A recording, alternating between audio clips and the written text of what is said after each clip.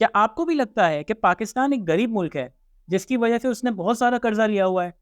लेकिन आपको ये बात जान के हैरानगी होगी कि अमेरिका जैसा एक वेल डेवलप्ड मुल्क भी कर्जों के तले डूबा हुआ है और इस वक्त ये हालात हैं कि वो इतना सारा कर्जा एक वक्त में अदा कर भी नहीं सकता। अस्सलाम वालेकुम, मैं हूं फैजान फिरोज और आप लोग देख रहे हैं मेरा चैनल फाइनेंस विद फैजान। अब अमेरिका जैसे मुल्क को कर्जा लेने की जरूरत आखिर पड़ती क्यों है? देखिए, इसके लिए हमें ये चीज थोड़ी सी समझनी पड़ेगी कि अमेरिका आखिर पैसे कमाता कैसे है और उसके एक्सपेंसेस क्या है। यानी हम इनकम को देखते हैं और हम उसके एक्सपेंसेस को देखते हैं। अमेरिका के पास पैसे कमाने के जितने भी तरीके होते हैं उसमें सबसे ज्यादा जो तरीका वो इस्तेमाल करता है वो इंडिविजुअल इनकम टैक्स होता है। इसके अलावा कुछ कॉर्पोरेट टैक्सेस होते हैं, कुछ एक्साइज ड्यूटीज होती हैं, कुछ ट्रेड टैक्सेस होते हैं जिसकी बुनियाद के ऊपर वो अपनी तमाम इनकम को जनरेट करता है। और अगर हम स्टैटिस्टिक्स की बात करें तो 2023 में ये जो इनकम थी वो 4.9 ट्रिलियन डॉलर्स थी। और अब बात करें अमेरिका के एक्सपेंसेस की तो देखिए यहाँ पे लिस्ट बहुत ज़्यादा तवील है, लेकिन इस लिस्ट में सबसे बड़ा जो इम्पोर्टेंट फैक्टर है वो अमेरिका की डेट का है। अमेरिका ने जो कर्जा लिया हुआ है उस कर्जे की जो उनको सूद यानी इंटरेस्ट वापसी करना है वो कर्जा एक बहुत बड़ी अमाउंट बन जाती है। इसके अलावा अमेरिका बहुत सारी जंगें लड़ रहा है, उन जंगों को लड़ने की वजह से उसे उन जंगों को फाइनेंस भी करना पड़ता है। कुछ डायरेक्ट फाइनेंसिंग होती है, कुछ इनडायरेक्ट फाइनेंसिंग होती है। इसके अलावा बहुत सारे डेवलपमेंट प्रोजेक्ट्स होते हैं, अपनी आवाम पे खर्च करना होता है, शायद अपने लोगों के सोशल सिक्योरिटी के ऊपर खर्च करना होता है, उनके मेडिकल के ऊपर खर्च करना होता है। ये तमाम के तमाम फिगर्स को जब हम एड अप करते हैं तो ये एक $6 ट्रिलियन का फिगर बन जाता है।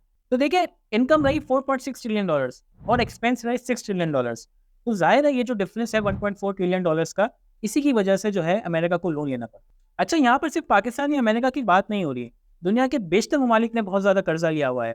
अगर हम इसकी फिगर को देखें तो ये फिगर जो है $91 ट्रिलियन तक जा पहुंचा है। अब ये जो $97 ट्रिलियन का जो फिगर है, अब थोड़ा सा देखते हैं इसमें अमेरिका का कितना कंट्रीब्यूशन है और पाकिस्तान का कितना कंट्रीब्यूशन है। तो आपको ये बात जान के हैरानगी होगी कि अमेरिका का कंट्रीब्यूशन ऑलमोस्ट 1/3 है, यानी $31 ट्रिलियन का। और पाकिस्तान, जिसके बारे में हम सुनते रहते हैं बहुत ज़्यादा कर्जा है, बहुत ज़्यादा कर्जा है, ये 0.3%, यानी कुछ 300-400 बिलियन डॉलर के करीब इसका कर्जा है। अमेरिका का डेट इतना ज़्यादा बढ़ चुका है कि अब तो इंटरनेशनल मॉनेटरी फंड यानी IMF भी कह रहा है कि ये एक वार्निंग साइन है। अच्छा, ये सिर्फ वार्निंग साइन अमेरिका के लिए नहीं है, अमेरिका से जुड़ी हुई बहुत सारी इकोनॉमीज के लिए एक वार्निंग साइन है। इस वक्त ये हाल है कि अमेरिका का टोटल कर्ज जो है वो China, Germany, Japan, India, UK, इनकी कंबाइंड इकोनॉमी से भी ज़्यादा है। ऑन दी अदर हैंड, अगर हम दूसरे फिगर्स को देखें तो जितने भी डेवलपिंग कंट्रीज हैं उन सब का कंबाइंड कर्ज टोटल मिला के $29 ट्रिलियन है। अगर हम इसकी थोड़ी हिस्ट्री में जाएं तो हम ये देखेंगे कि पिछले 2 डेकेड्स के अंदर ये जो कर्जा है 3 गुना बढ़ चुका है। इस वक्त ऐसे हालात हो चुके हैं कि कुछ एनालिस्ट जो हैं इस डेट क्राइसिस को सोवरेन फंड क्राइसिस भी कहते हैं। आमतौर पर ये जो टर्म थी ये डेवलपिंग कंट्रीज के लिए इस्तेमाल की जाती थी, लेकिन इस वक्त ये यूएसए के लिए भी इस्तेमाल हो रही है। देखिए, कोई भी मुल्क होगा वो कर्जे का बोझ जो है वो पसंद नहीं करता, लेकिन उसे कर्जा लेना क्यों पड़ता है? आइए पाकिस्तान की एग्जाम्पल से समझने की कोशिश करते हैं। देखिए, अगर हम पाकिस्तान की एग्जाम्पल को एनालाइज करें तो हमें नजर आएगा कि ये जो $260.9 बिलियन का कर्ज है, इसकी जो वजह है वो ये है कि हमारी इनकम कम है और हमारे एक्सपेंसेस अभी भी बहुत ज्यादा है। अब ये ऐसा क्यों हो रहा है? इसकी वजह ये है कि हमारे पास शायद एक्सपोर्ट्स नहीं है, हमारे पास शायद रेमिटेंसेस इतने नहीं आ रहे हैं, या कोई ना कोई वजह इसकी हो सकती है जो अगली वीडियो का टॉपिक हो सकता है। तो अगर आप अमेरिका की बात करें तो अमेरिका के केस में एग्जाम्पल भी एज इट इज बैठ जाती है। देखिए, यहाँ पर भी यही हो रहा है, इनकम कम है, एक्सपेंस ज़्यादा है। और कुछ फोरकास्ट ऐसी हैं जो कहती हैं कि अमेरिका को सिर्फ और सिर्फ सूद के मद में $1 ट्रिलियन वापसी करना है हर साल। तो इतना सारा कर्ज जमा हो चुका है और उसका इतना सारा सूद भी अदा करना है, और इसी वजह से अमेरिका अपना ही पैसा अपने लोगों पे खर्च नहीं कर पा रहा। अगर हम डेवलपिंग कंट्रीज की बात करें तो बहुत सारी डेवलपिंग कंट्रीज ऐसी हैं जैसे पाकिस्तान हो गई, बांग्लादेश हो गई, श्रीलंका हो गई। इन सब ने डायरेक्टली या फिर इनडायरेक्टली अमेरिका से बहुत ज़्यादा कर्जा लिया हुआ है। अब अमेरिका की कंडीशन कुछ ऐसी है कि कोविड के बाद उन्होंने अपने इंटरेस्ट रेट को बहुत ज़्यादा बढ़ाया है, जिसकी वजह से इन कंट्रीज का जो कर्जा है वो भी बहुत ज़्यादा बढ़ गया है। इन डेवलपिंग कंट्रीज को यूएस की कंपैरिजन में अब बहुत ज़्यादा सूद देना पड़ता है। ये सूद जो है कई केसेस में 2 से 4 गुना ज़्यादा भी होता है। अमेरिका का डेट क्राइसिस इसलिए इंपॉर्टेंट है क्योंकि अमेरिका की करेंसी जो है डॉलर, वो दुनिया की एक ग्लोबल रिजर्व करेंसी है। अगर इस डेट क्राइसिस को सुलझाया नहीं गया तो ये अमेरिकन डॉलर की as a global reserve currency की स्टेटस को भी नुकसान पहुंचा सकता है।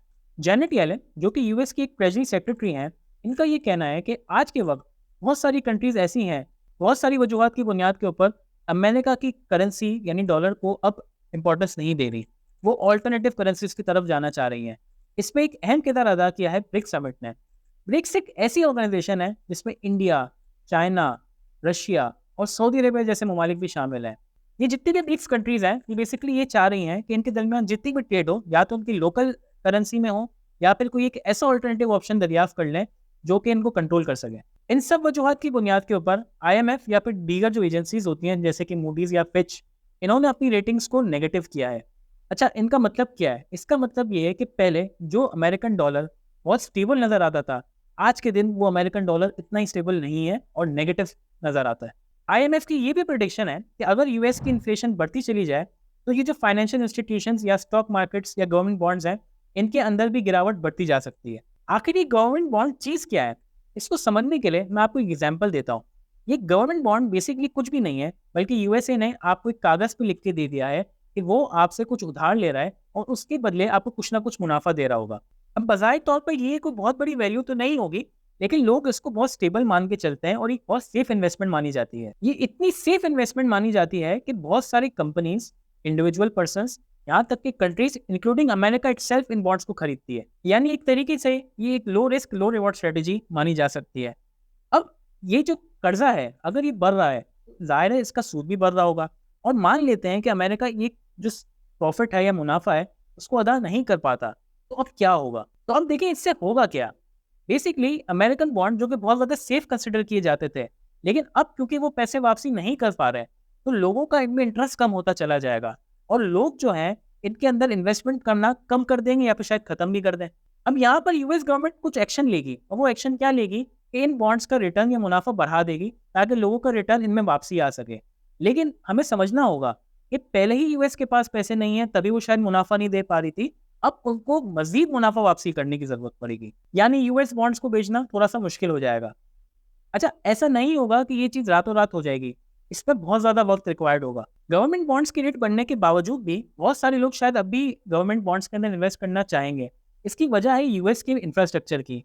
यूएस इतना बड़ा मुल्क है कि लोग अब भी इसके अंदर इन्वेस्टमेंट करना चाहेंगे। ऐसी फीलिंग आ सकती है इन्वेस्टर्स को कि वक्ती तौर पर तो शायद ये डाउन है या इनमें अभी कुछ लॉस नज़र आ रहा है, लेकिन फ्यूचर में ये हमें प्रॉफिट शो कर सकती हैं। देखिए, बहुत सारे कंट्रीज़ ने, बहुत सारे इंडिविजुअल्स ने अमेरिका के अंदर इन्वेस्टमेंट की भी होगी, इन बॉन्ड्स के अंदर इन्वेस्टमेंट की होगी।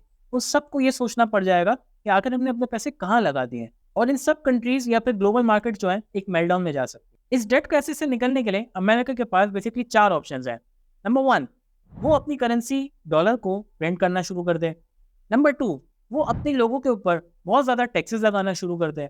नंबर 3, वो अपने गवर्नमेंट एक्सपेंस को कम कर दे। या नंबर 4, किसी तरीके से वो एक इकोनॉमिक बूम ले आए। तो अब बात करते हैं सबसे पहले पॉइंट की कि क्या अमेरिका डॉलर प्रिंट करके अपना कर्जा पूरा कर सकता है या नहीं। तो जी हाँ, बिल्कुल ऐसा हो सकता है। लेकिन इससे होगा क्या?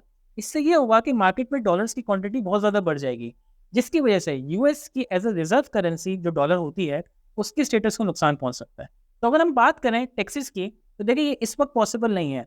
मार्केट की जो इस वक्त कंडीशन है, अमेरिकन बिजनेस की जो इस वक्त कंडीशन है, वो इस बात को भी अलाउ नहीं करती कि मजीद आवाम के ऊपर टैक्सेस का बर्डन डाला जा सके। अगर हम तीसरे ऑप्शन की बात करें तो ये एक बहुत डुएबल और बहुत प्रैक्टिकल ऑप्शन है। देखिए, गवर्नमेंट हमेशा बहुत ज़्यादा खर्चे कर रही होती है और मुझे काफ़ी ज़्यादा ऐसे एक्सपेंस होते हैं जो शायद उस वक्त नीड नहीं होती है। तो गवर्नमेंट उन एक्सपेंसेस को कट डाउन करके अपने एक्सपेंसेस को कट कर सकती है। और चौथा ऑप्शन, कि मार्केट में कोई इकोनॉमिक बूम आ जाए। देखिए, इससे होगा क्या? इकोनॉमिक बूम आने से हर तरफ यूएसए के प्रोडक्ट छा जाएंगे, हर तरफ यूएसए का प्रोडक्ट होगा, उसके एक्सपोर्ट बढ़ जाएंगे, या उसके मुल्क में इतनी ग्रोथ होना शुरू हो जाएगी कि इसके लोगों की तरफ से जो इनकम टैक्स मिलता था वो भी बढ़ जाएगा। तो देखिए, इकोनॉमिक बूम कैसे आ सकता है? इस इकोनॉमिक बूम को लाने के लिए अमेरिका को रीस्ट्रक्चरिंग करने की ज़रूरत है। कुछ ना कुछ ऐसी पॉलिसीज़ लानी होंगी जिसकी बुनियाद की वजह से बिजनेस करना आसान हो जाएगा। चाहे वो इंटरेस्ट रेट को कम करना हो, चाहे वो कुछ लोन्स आसानी से देना हो, कुछ ना कुछ ऐसा करने की ज़रूरत है कि अमेरिकन प्रोडक्ट लोगों तक आम हो जाए और अमेरिका की एक्सपोर्ट्स बढ़ जाए। इस बात में कोई शक नहीं है कि यूएस डॉलर जो है वो वीक हो रहा है, लेकिन इसका जो मुकम्मल इम्पैक्ट है इसको आने में बहुत टाइम लगेगा। इतना लंबा टाइम पीरियड है कि हमें नहीं पता इस वक्त कौन कहाँ हो। लेकिन ये बात तो जाहिर है कि US bond is a ticking time bomb. अगर आपको फाइनेंस रिलेटेड वीडियोस पसंद आती हैं तो हमारे चैनल को ज़रूर सब्सक्राइब करें। आपको ये वीडियो पसंद आई है तो इसे लाइक करें, और पसंद नहीं आई है तो इसे डिसलाइक करें। और अगर आपको कोई भी किस्म का सवाल है तो हमसे पूछें, तो उसको ज़रूर रिप्लाई करेंगे। अल्लाह हाफ़िज़।